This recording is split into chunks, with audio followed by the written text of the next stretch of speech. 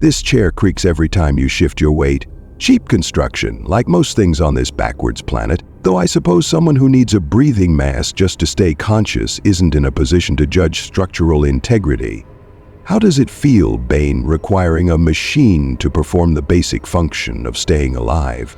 General Zod, the mighty Kryptonian warrior, reduced to wearing the same black leather outfit as a dozen other megalomaniacs I've encountered. Your cape alone weighs more than most humans can lift, yet you still feel the need to puff out your chest like some insecure strongman at a carnival.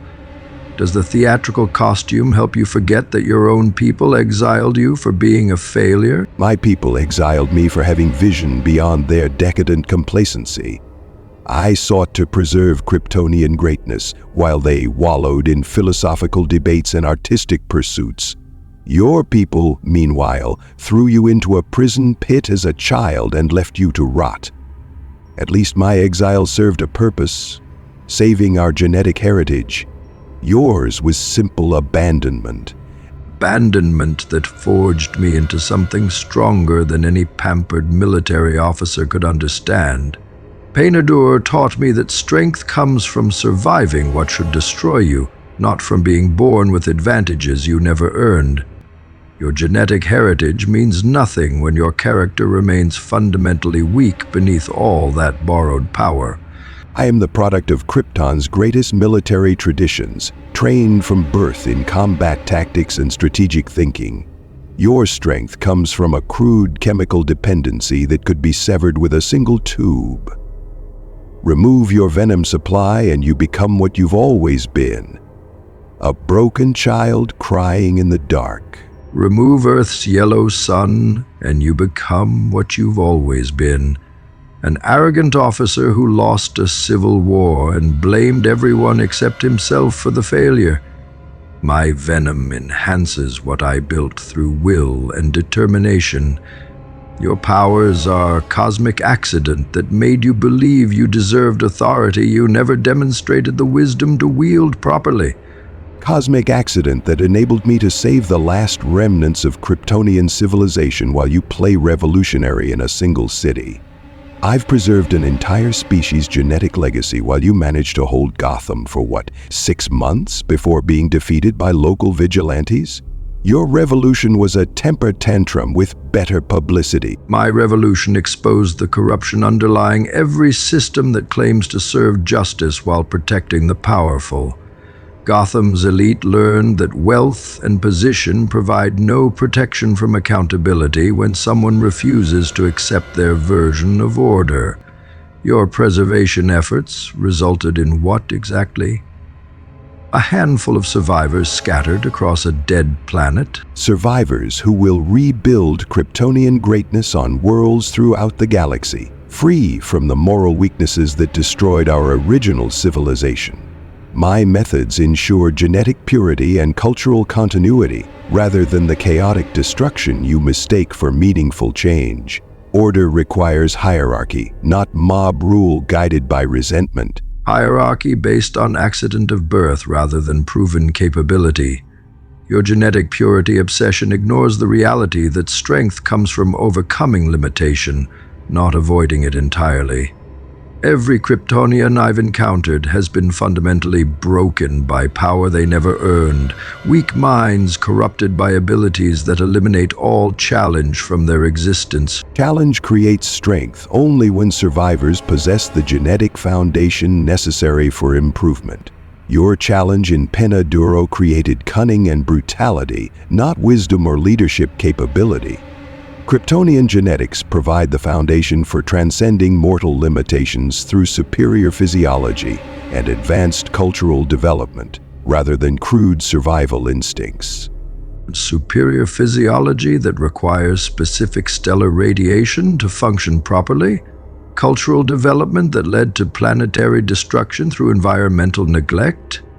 Your superiority exists only under very particular conditions, while true strength adapts to any circumstance.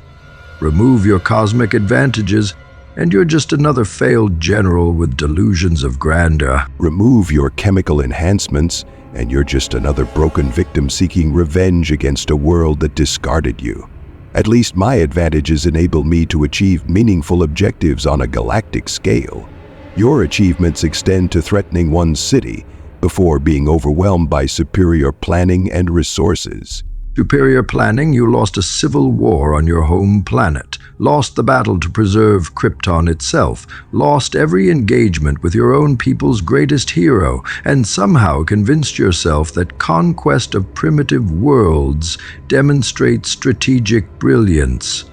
Even your Phantom Zone imprisonment was just another failure disguised as noble sacrifice. The Phantom Zone preserved my life and purpose, while Krypton's destruction eliminated my competition for leadership.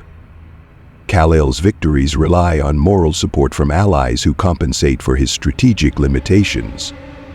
My conquest attempts serve species preservation rather than personal glorification.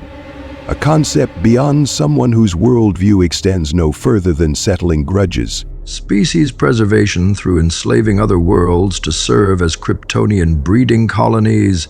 Your preservation efforts require eliminating existing civilizations to make room for your genetic legacy. That's not noble purpose, that's cosmic-scale ethnic cleansing with better propaganda than most dictators manage to produce. Ethnic cleansing assumes equal value between inferior and superior genetic lines, a democratic delusion that prevents optimal resource allocation. Kryptonian genetics represent evolutionary advancement that justifies displacement of primitive species incapable of reaching similar development levels.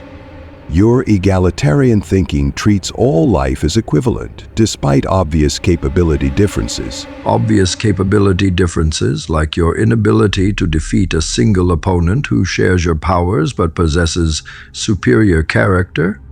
Kal-El proves that Kryptonian genetics mean nothing without wisdom to guide them properly. Your advanced development produced nothing except military failure and planetary destruction through environmental irresponsibility. Kal's character was shaped by inferior human moral conditioning that prevents him from utilizing his full potential. His victories result from accepting weakness rather than transcending it, allowing emotional attachments to limit strategic options and tactical flexibility. True leadership requires making difficult decisions that sentimental thinking prevents. Difficult decisions like destroying your own planet's environment while pursuing military glory, like losing every important battle you've ever commanded. Your leadership consistently produces catastrophic failure, yet you blame everyone except yourself for outcomes that result directly from your decision-making incompetence. Eric failure that preserved Kryptonian genetics, while Jor-El's scientific approach resulted in total species extinction. My decisions prioritize long-term survival over short-term comfort. Strategic thinking that considers generational impact rather than immediate emotional satisfaction. Military setbacks are acceptable when they serve larger preservation objectives. Preservation objectives that require destroying everything you encounter? Your strategic thinking consistently fails because it ignores variables you consider beneath your attention, like the possibility that other beings might resist your improvement efforts, or that your genetic superiority might not be as superior as you assume it is. And there lies the fundamental truth neither of us wants to acknowledge. Bane, we're both broken children playing with power we never learned to use responsibly. You seek to tear down hierarchies because you were crushed by them. I seek to rebuild them because I was expelled from them. We tell ourselves our methods serve justice or preservation, but really we're just two damaged souls trying to remake the universe into something that validates our pain instead of healing it.